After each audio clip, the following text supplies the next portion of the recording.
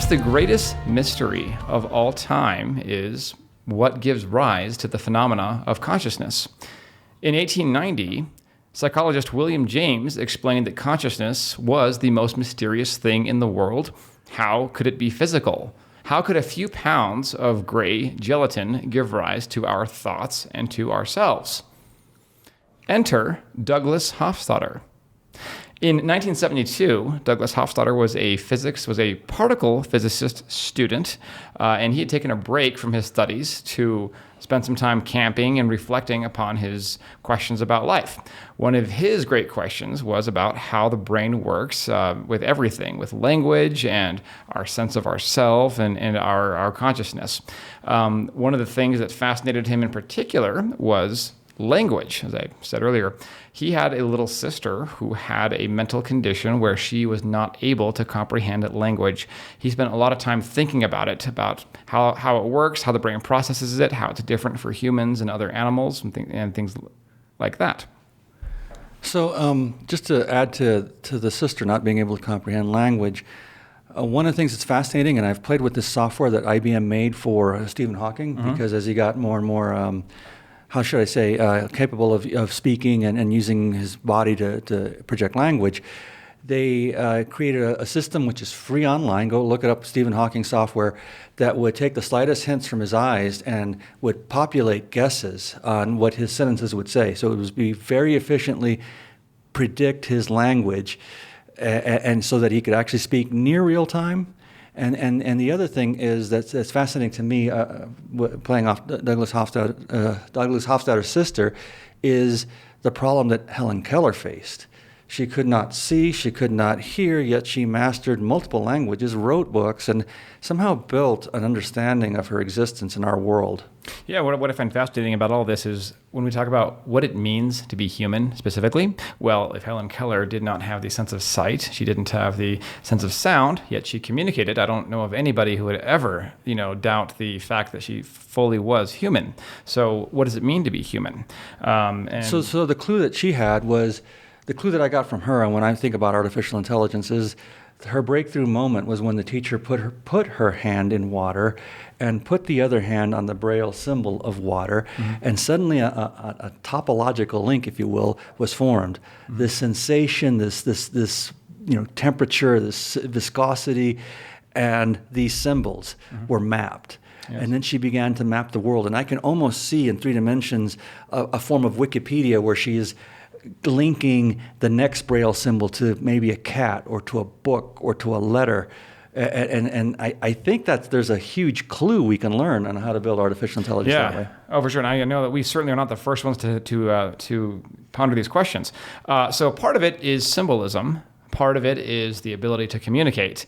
What else is it? And why is it so hard to wrap our minds around this? And I'm fully aware of the self-reference there and saying wrap our minds around the phenomena of consciousness. There's a lot of writers and philosophers, in fact, who think that perhaps it is impossible for a conscious being as complex as we are to understand the phenomena itself. You'd have to be a super intelligent being to understand consciousness at our level. It's sort of like that spot on your back that you can't really scratch. It's kind of impossible. Now, this is a very, very exciting episode.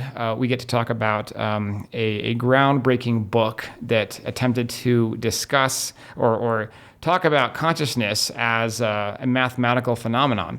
In the 20th century, we know that mathematician Gödel wrote the incompleteness theorem, in which he talks about mathematics not only describing numbers, but describing the system of math itself. So mathematics can have a self-referential axioms. Not only with that, he also showed that mathematics would always be complete.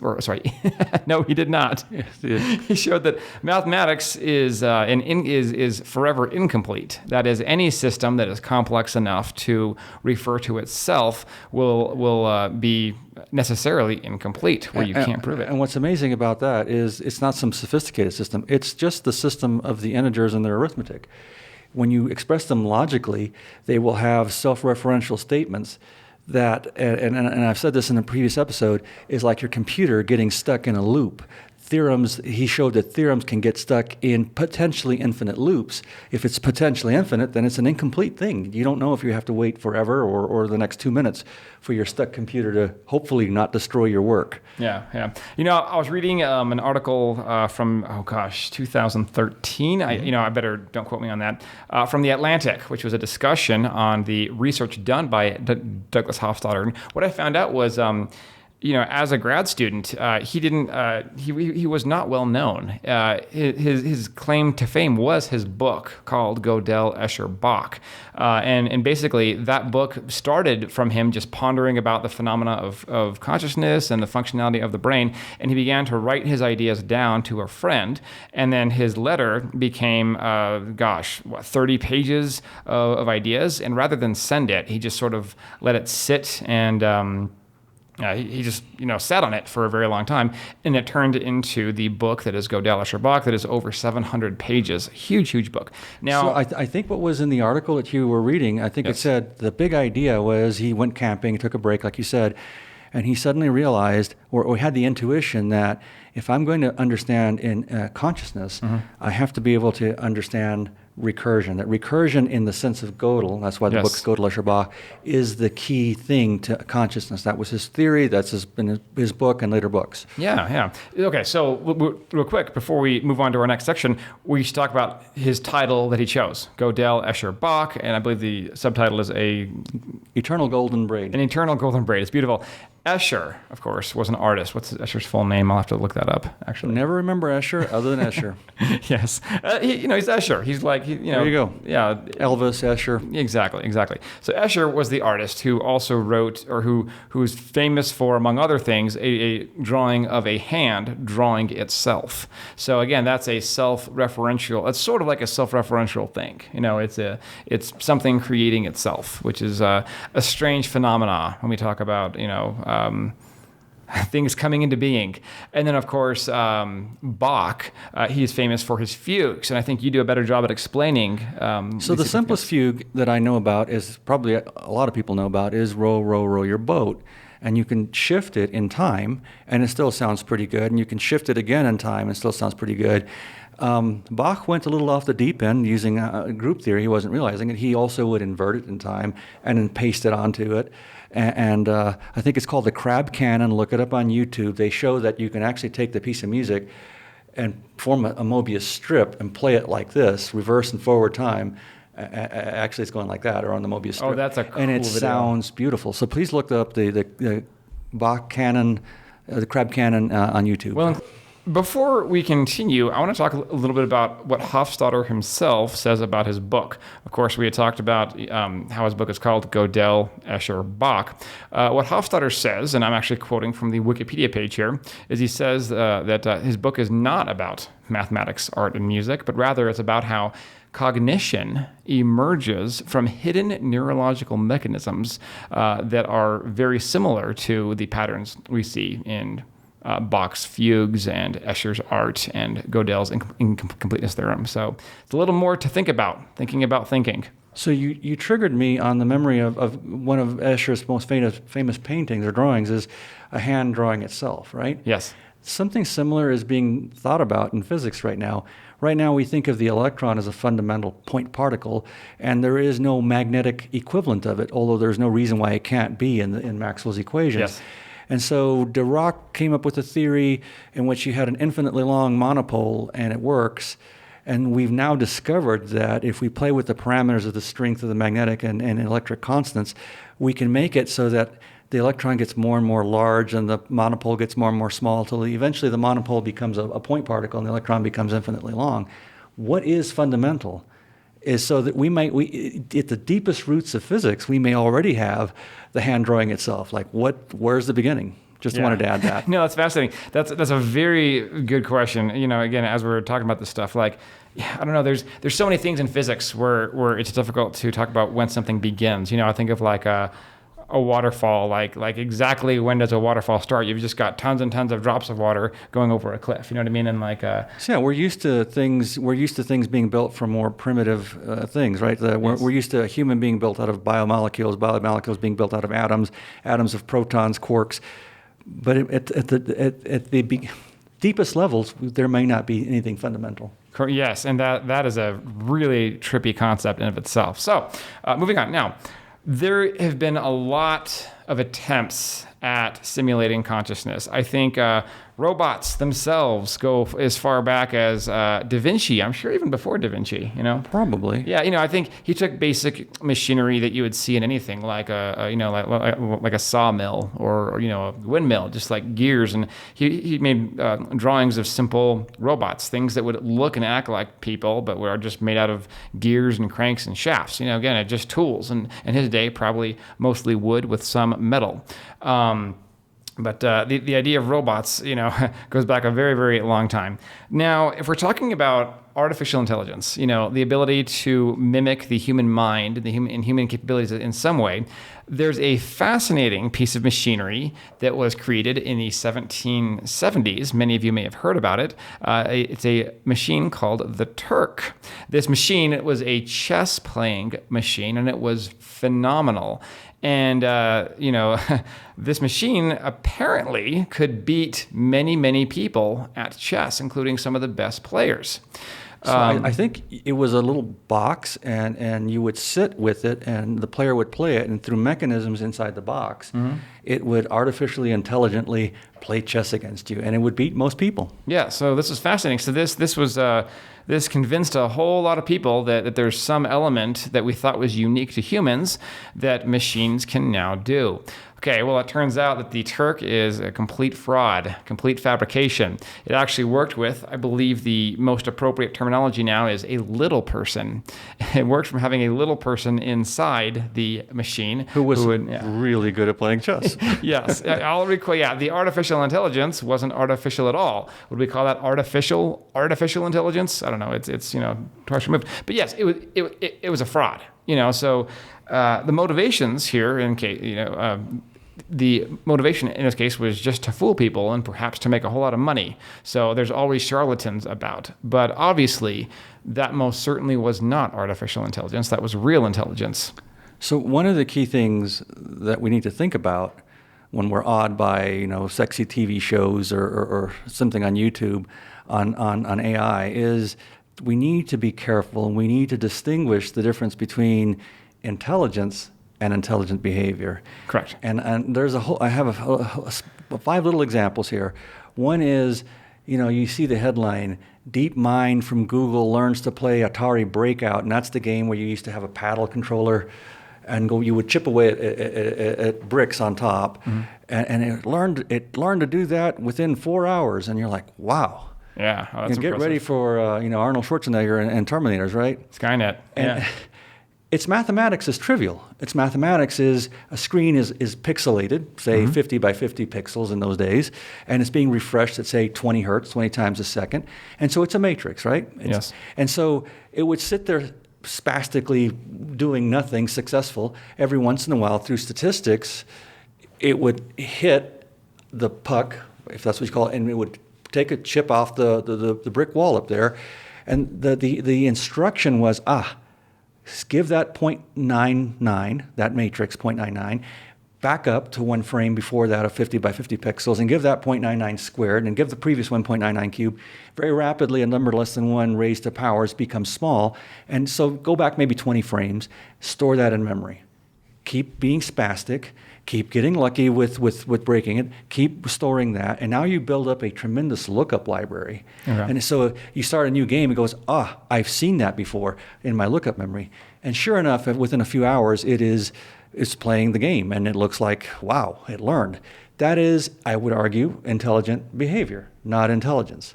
Yeah, wow. So, that's exactly right. Exactly right. So, I've heard it described as these programs are no smarter than your alarm clock or even a simple they're rock. about as conscious. Yes, Well, maybe alarm clocks are conscious and they wake you up wrong. Too early. I don't know, but I mean, clearly, when we think of consciousness, we think of that which separates living things from dead things, and part of the problem is we don't really have a definition for consciousness, aside from this thing that we feel that that we take for granted, is a fundamental characteristic of an alive person or animal. But still, we differentiate our experience of consciousness from the experience of, as I said earlier, an alarm clock or anything else. These programs are simply just algorithms. That's sort of like dominoes. They're literally just following instructions. They are not deciding things for themselves, at a meaningful level. And there's a few more examples of what looks scary and intelligent and intelligent when it's behaving. When it's actually behaving intelligently. And one was, it's on YouTube, I think some Yale graduate students pasted 3 phones on a helmet and walked a trail, took the video back, rejoined the videos into one video, and then would paint arrows. The more you drifted to the left, it would draw a corrective arrow of increasing magnitude. And then if the more you drifted to the right, it would draw an arrow of increasing magnitude. And they machine learned that to say, okay, when you see the arrow getting big, actuate the correction to a quadcopter to go back to the center, ditto the other direction.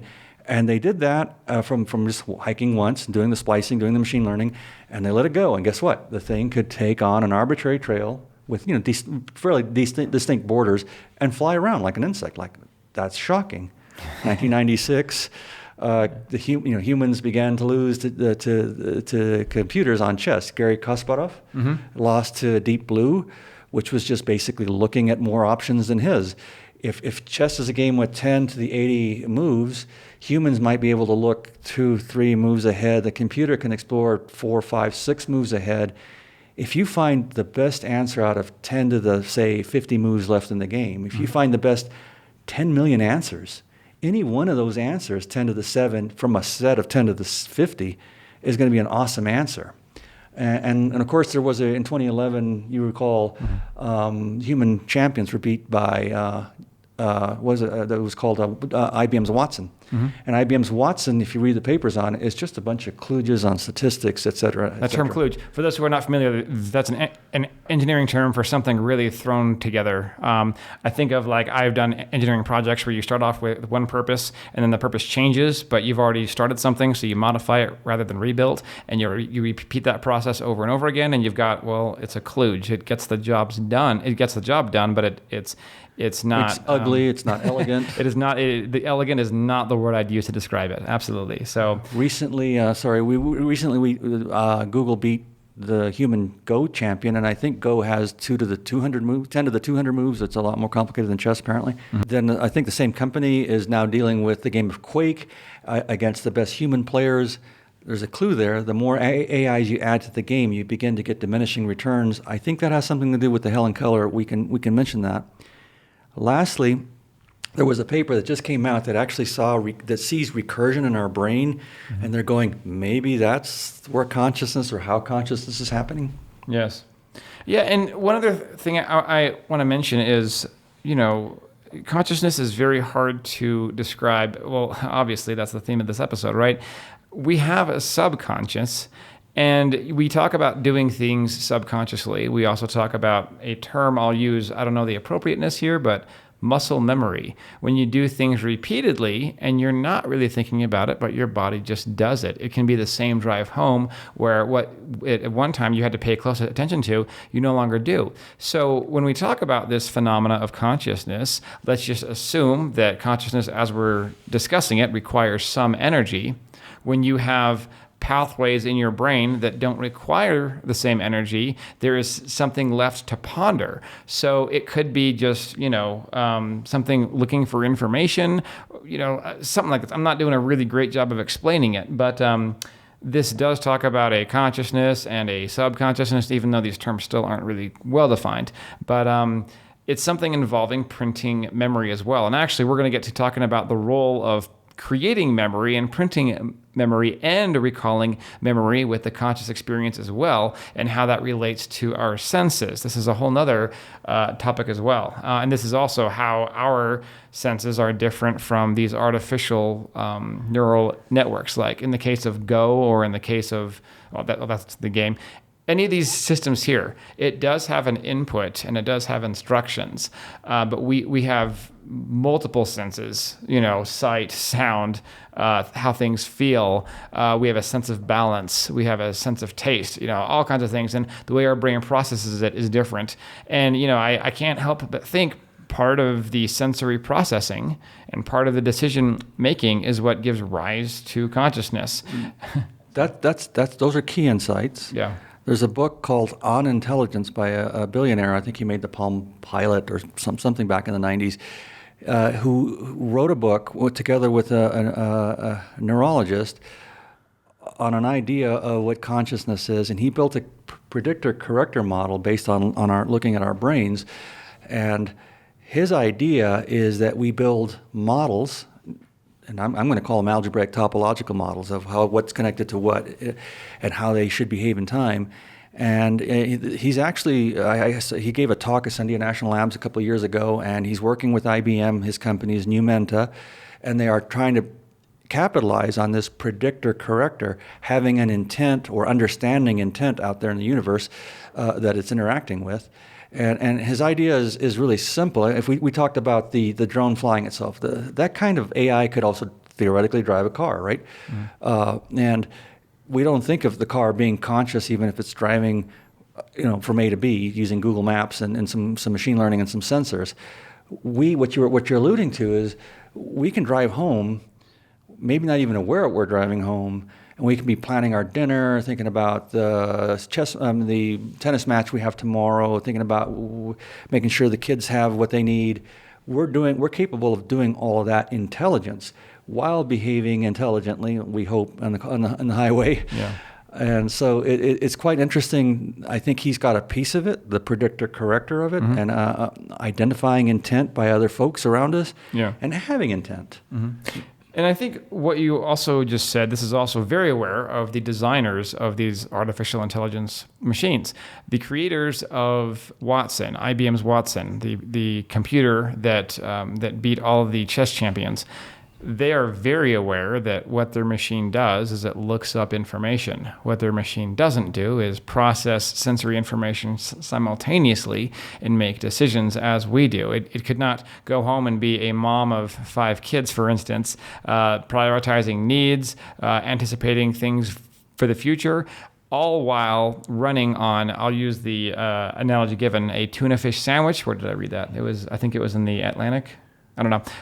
I'll find it. But basically, our brains are still incredibly complex because we survive and we thrive, and it's uses much less power than Watson. Watson is a room full of computers that requires air conditioning and power. So we are still absolutely incredible, and I'd say Watson still does not compare to what the human brain does. We just take for granted what we do every day and think of it as not significant because we experience it all the time. So they reminded me something that in Jeff Hawking's book on intelligence is something called saccadic movement.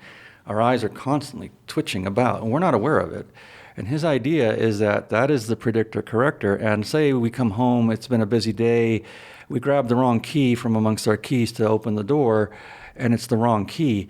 You had a predictor-corrector. You thought I'm going to stick it in, open the door, and proceed. And suddenly your model is broken, and there's a quick, it rises to consciousness. I have the wrong key, and you begin, falling back into another predictor-corrector cycle with hopefully the correct key. Mm-hmm. And I think those are insights that machines don't have at the moment.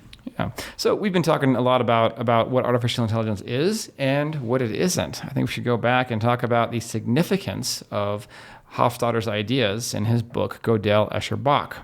I know you read the entire book. I have read parts of it, and I've also read parts of I Am a Strange Loop, the follow-up. What would you say is the main crux of Gödel, Escher, Bach? My motivation at the time, as I was interested in mathematical foundations, which we'll get into later, is could his book help me understand Gödel's incompleteness theorem? And it did, in the sense that it gave me the example I keep using about a computer being a logical machine that's operating on ones and zeros and arithmetic, and it gets stuck in an infinite loop potentially. It's refreshing to see his thoughts on Escher and recursion, his thoughts on Gödel and recursion, and the whole book is just this poetry of recursion and recursion and recursion, and the idea that is the key to consciousness, or if not the key, a key. Mm-hmm. Yeah. And I think he also talks a lot about how it's possible that something can create and use symbols, and how symbols can be created out of things that are meaningless, but then become meaningful based on the context and the usage of the entity that's using them, if there's a better way to put it. No, that's key. It's a phenomenal read. It is a phenomenal read. And again, it's a big book, but this is recommended reading for anybody. And if you don't have time, then I definitely would read summaries of it. But I think it's a must read for anybody who wants to discuss these kind of ideas. There's another fun book that he dealing again with consciousness, but this time with language. Mm-hmm. He was thinking about how much intelligence you have to successfully translate between two target languages, between English and Spanish, yes, or two pairs of languages.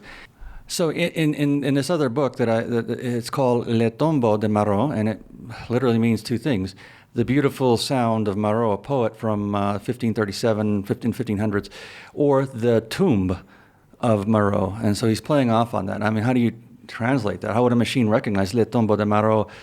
Which one are you talking about? And so that's how he begins. And in a research article dating back to 1994, they get into the differences in languages, and they get into Italian opera, and he gets into a specific opera that talks about the singer is singing about the beauty of a woman's nipple. And in German, that would be a breast wart. So he goes like this in this research article: un capello di una donna versus eine Brustwarze, eine Frau, a woman's breast wart. And the book Le Tombeau de Marot, he takes a small poem from Marot to his, I believe, I think she was a niece, but he calls her a damsel in distress. And it's in French, it's very short. And then his idea was, give this to someone who speaks Punjabi, and then pass it and have that person translate. Have that person then pass it on to someone who speaks Swahili, and pass it on to a Japanese person and an Icelandic person, and back to English. So we're going to try that experiment. Yeah, so you can take the original poem. I'm sorry, is this the poem about a woman's nipple? Or, sorry. No, this is a young lady who's sick, and he's telling her to get better. Oh, okay, very good. I understand. Okay, so you took the original one, and then you went to Google Translate. Is that right? Right. So in French, very quickly, it's à une demoiselle malade, and it goes, ma mignon, je vous donne le bonjour, le séjour, c'est prison, guérison, recouvrez, puis ouvrez votre porte, et qu'en sorte vitement, car clairement l'évoumade va friand de ta bouche qui se couche en danger pour manger confiture, si tu dures trop malade que le fade, tu prendras et perdras le embonpoint, Dieu te donne, santé bonne, ma mignonne. I had to restrain myself from beatboxing while you did that. Sorry. Correct. So now it's gone French, Punjabi, Swahili, Japanese, Icelandic, English. Okay, now I'm gonna do the English version after it's been translated and retranslated. Here we go. For domicile patients, right? That's what it says. My love, I'll give it to you. News, car, this is a prison. Equality, cover, then open it. Your door, and we're going out for a short time, because it's claimant. Went from the mouth, who sleeps in danger. Eat, James, if you are the last, very sick. Light color, you take it, and it gets lost. Wait, God takes care of you. Health, my love. Crudely, it does preserve the poem. It does not preserve the rhyme or rhythm, and it gets a lot of things pretty wrong. And Douglas Hofstadter's point was, it's because it's not intelligent at the level of us. It's not humanly intelligent. Yeah. To be fair, to go from French to English, it's not so bad. Yeah, and again, part of that is context. Like, Gosh, I've often wondered, like if you try to explain a funny joke in another language or another culture, it might not be funny at all because it's just the culture in which you were raised in. And on that same note, I've often wondered if it is possible for something else to be conscious. Like, let's just say, I don't know, a moss somewhere. And I'm deliberately choosing an example that seems ridiculous. We're like, well, a moss, that's just like gunk, it just grows here. If a moss were conscious and somehow we wouldn't be able to tell. You know what I mean? Like it's everything that we expect of consciousness, we are not equipped to have the sensory information to tell if something else is conscious, and then I've thought about, how about my next big sci-fi book? I'll talk about maybe not only Google, but like, MySpace, it's just been sitting there abandoned, but you still have these algorithms and these bots that are doing things. What if it was possible that you had a digital consciousness arise from just, the energy that goes into, the internet and the archives of the internet and old information? It's sort of like this primordial ooze where, with the right impulse, you could have life spring from it in a very rudimentary form. That is work that I'm doing. I look at Wikipedia and it can be presented in something called Wiki Galaxy, and it has all the hairs that connect Isaac Newton to calculus to the bubonic plague, and not to some arbitrary rock star's background. Yes. It actually has already captured a lot of our consciousness. Now, it's not fair to the audience to we read it after all those translations, so I just found it in English. Okay. We'll do the English. Oh, and also, but I did sorry. That was cute, wasn't it? So I do have a stutter as well, and I've often wondered about the physiology behind a stutter. I'd like to critique what I just said as well. Although Douglas Hofstadter talks about consciousness and it has to have something to do with self-reference and recursion, even if you are able to say that or make that connection, so what? In other words, is it possible to even start to write a program or build a machine that would have that characteristic? How? How would you even do that?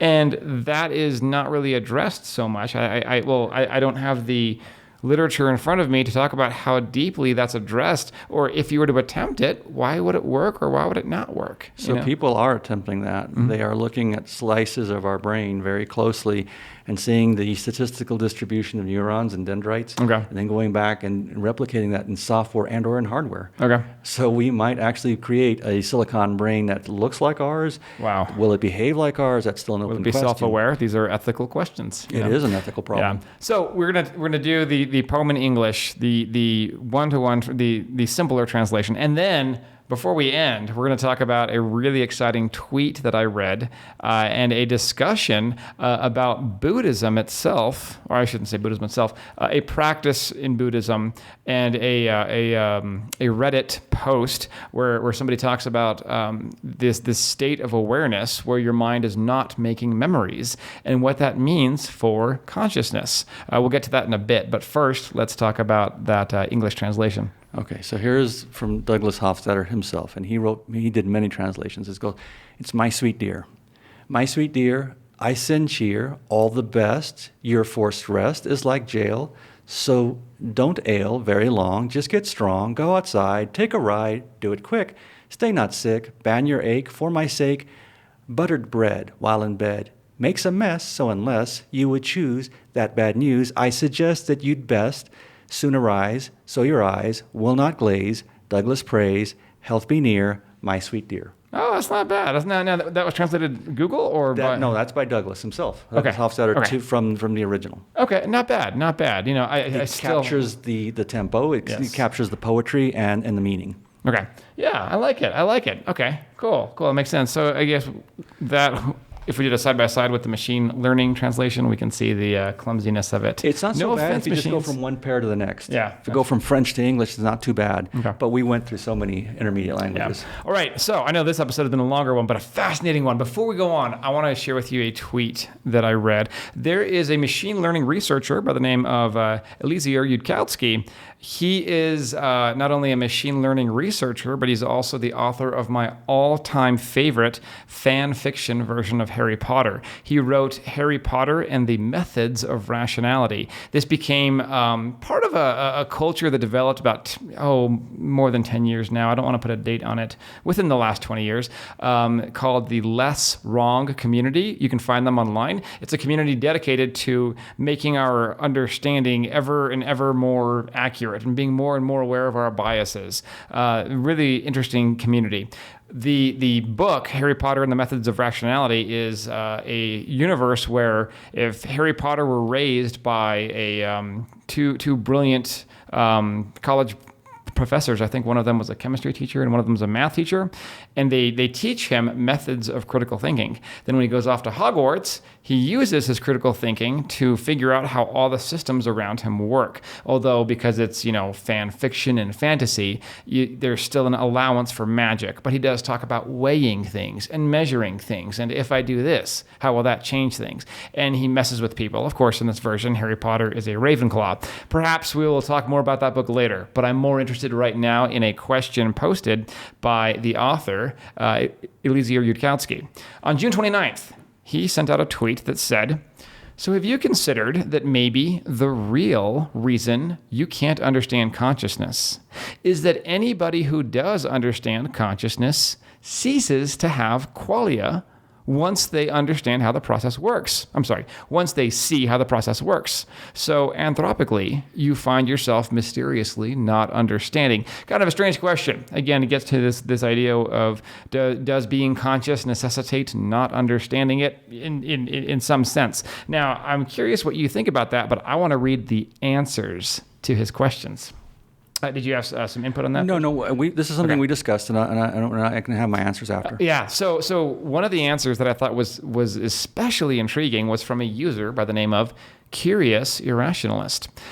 This user talked about the role of memory and consciousness itself apparently ceasing during certain practices in meditation.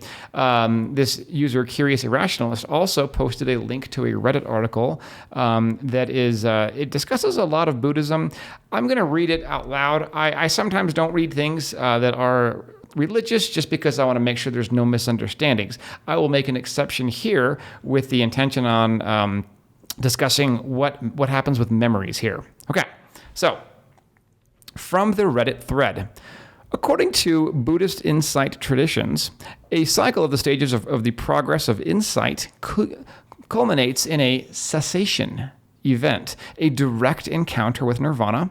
In a book called The Mind Illuminated, the author, Kalidasa, offers a modern description of such an event. A cessation event is where unconscious subminds. You know what? I'm going to read this really slow because I want you guys all to consider this. A cessation event is where unconscious subminds remain tuned in and receptive to the contents of consciousness, while at the same time, none of them project any content into consciousness. Then consciousness ceases completely.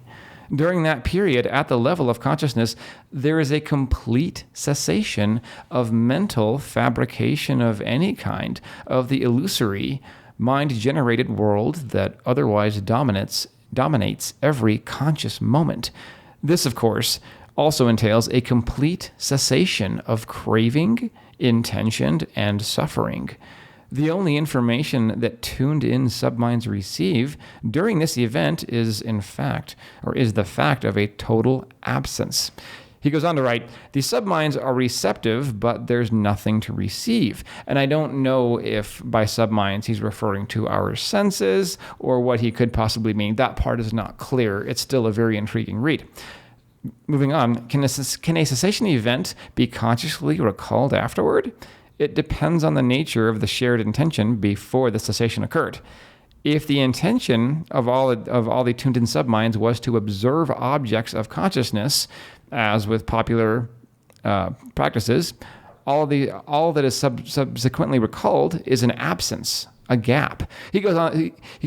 The writer goes on and on to talk about this time of not printing any memories or projecting any information into our consciousness, and therefore having no true recollection of it. Any recollection that one would have of this state would be made up after the state. It's fascinating because basically it talks about consciousness being projected as well as illusory.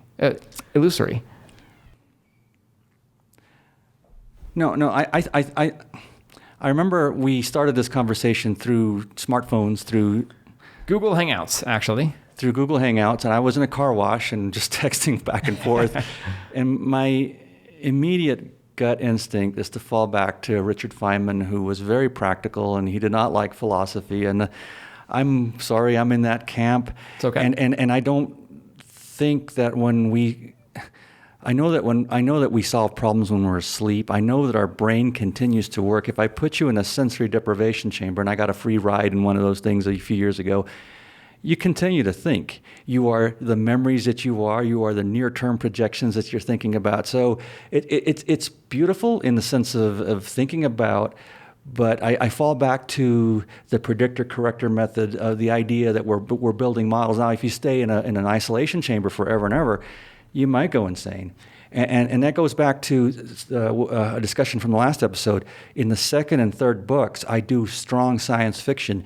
How do I create an artificial intelligence? Now, as a meta-level thing, as I spent 14 years writing, I first wrote the thoughts, just a bunch of brains speaking to each other.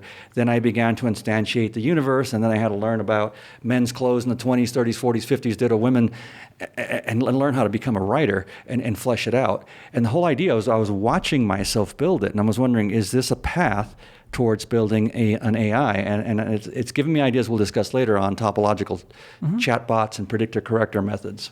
Yeah, awesome. So we'll have a lot more to say on this later. This wraps up today's episode. I also want to say it does us a huge favor if you like and subscribe, and also please share this podcast with your friends. Lastly, I would like to plug our Patreon. We are my biggest goal here. I should say our biggest goal, right? I want to employ local creatives. I want to get creatives who can help us make posters and cool graphics that teach about the concepts we're talking about. My old podcast has a wonderful poster on Einstein's general theory of relativity and the mathematics behind it. That poster is wonderful. I'll even have that here as well. Sophia created it from scratch. It looks beautiful. I want to do more of those things. I want to have, posters that teach about recursion or computer science, or that pose great questions. Not only posters, short little cartoons and videos as well. Essentially, I want to just employ a bunch of artists who can help make some great productions for some of the questions that we're talking about. So please go on Patreon. We have a $5 tier. I'm going to add a $1 tier too, because every little bit helps. So if you like what we do, please consider being a Patreon or being a patron. We would certainly appreciate it. And I think that's all we have for now. I think that's it. Thank you. Thank you.